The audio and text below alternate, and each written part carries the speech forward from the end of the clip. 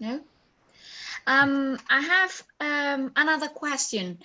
We talk about the environment, we talk about society. I want to mention that I like the ideas that Mer mentioned at the beginning in her presentation when she was talking about the role of women in Pakistan and how so many aspects were put on the political agenda, if I didn't misunderstand. Yeah. So they were there, as I said before, they were there, but they were now on the forefront. Yeah. And the role of women, how children are taught online, the digital gap is so important, how this affected a lot on the children learning, this gap that we are seeing now in this new course 2021. So how is this going to be dealt next year? Because it's not going to finish next January. It's not going to finish next June when maybe in the positive side, 70% of the population has the vaccine. It's not going to finish here. Some organizations said that we are going to be with this situation more or less until 2022, 2023. So we have still some years to get to, you know, some kind of normality, old or new. Who has the role to change things? Is it population? Is it international organization? Is it both? Plus, I remember this was in China, but is I think common to every country. We what COVID-19 put on the table was that health is important, of course, we knew that, but also mental health. There were so many problems that were stored for a while, even like other illnesses like cancer patients and, you know, even dangerous illnesses, not only COVID-19 assisted. The world didn't stop just to, you know, just to cure COVID-19. A lot of people were suffering, and some problems were even getting worse, like bullying, like staying in the lockdowns, accelerated problems too. I don't know if solutions, but problems. That's one thing. Another thing is in terms of language. One of the points I was discussing before we started with Concello of Pontevedra was about linguistic terms. COVID-19 put on the dictionary new words once existed before, others didn't. And one of them that was mentioned on the article of Diana Andrea from Colombia and this publication was that everyone heard about social distancing. That's not true. What does it mean? Does it mean that if you are from a social class, you're distant from me, that I'm from a different one? Or is it physical distance? We need to be like 1.52 meters away from the other. That's language, and language matters. It's not science and measures and you know, being careful, but language also matters. What is it? Social distancing. It's not social distance, it's physical distance, and it's very different. It's very very different. And yes, so what do you think? I think in one of the things that I've seen with the digital realm is that there's certainly, and this is a global phenomenon, is that there's certainly a push for gender equality.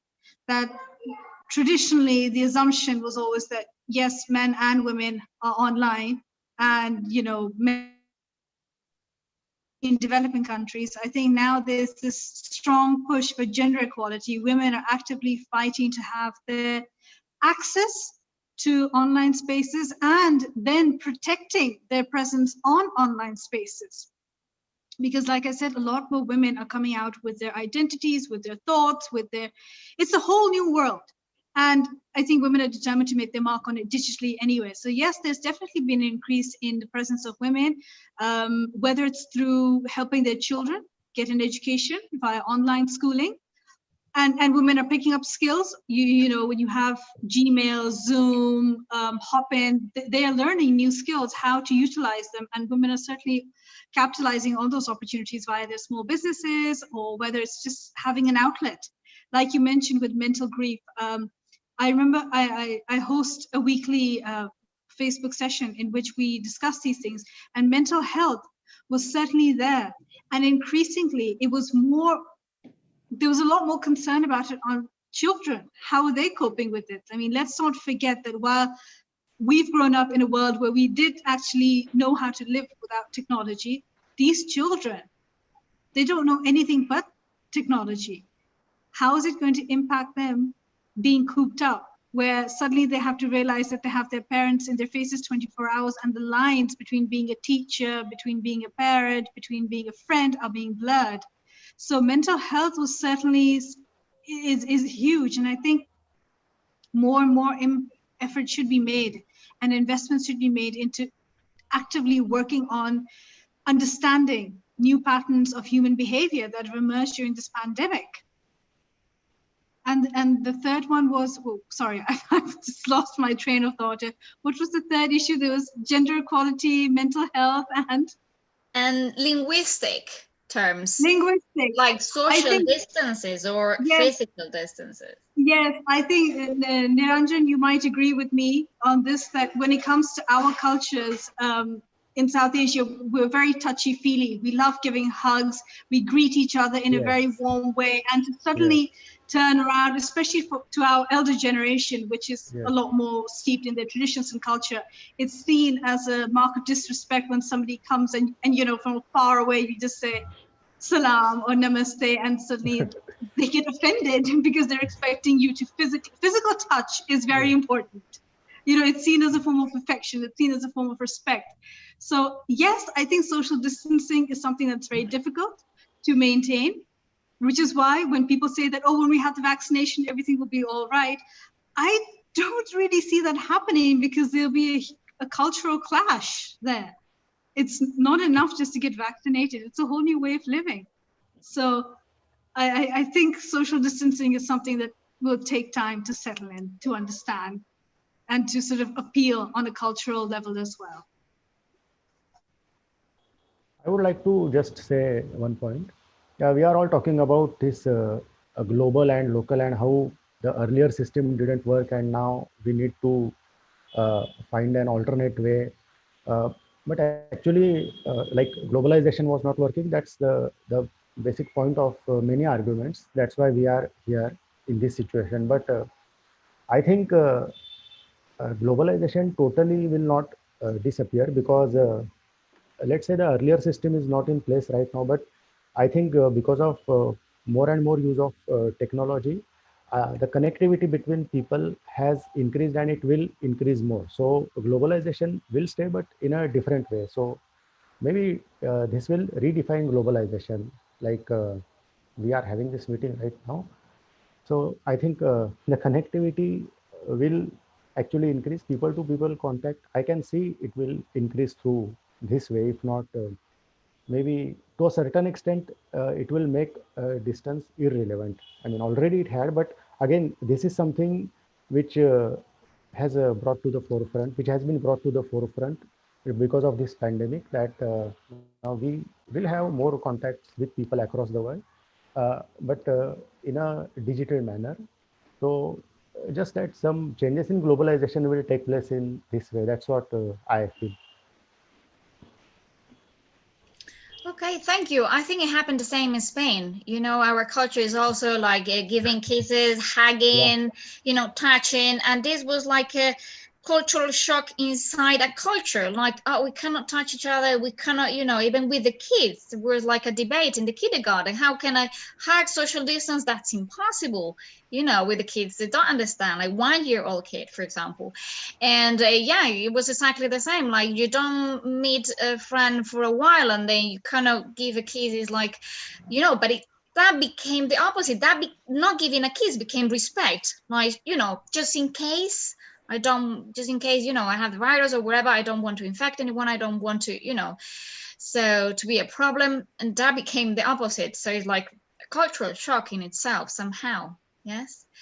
And I have a question for Nunzia. We were talking about the culture sector, for example, and that was a debate also when we finished the confinement here, that it was very popular in either Italy and Spain, that we had like small concerts in balconies, clapping to our doctors and nurses and hospital staff, and there were so many online visits to museums, so many concerts, so many, you know, different things related to culture, because we needed that, I think, for our mental health. How is that going to change or develop?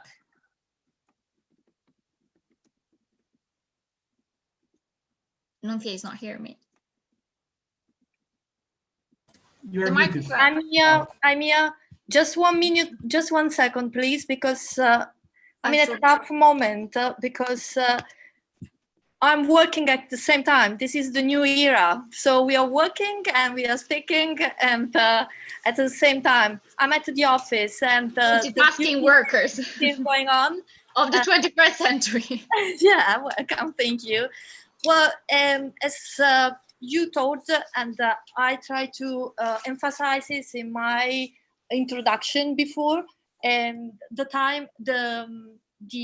culture, the art, the theater, the cinema, all of this is important for us, for our mental healthness, and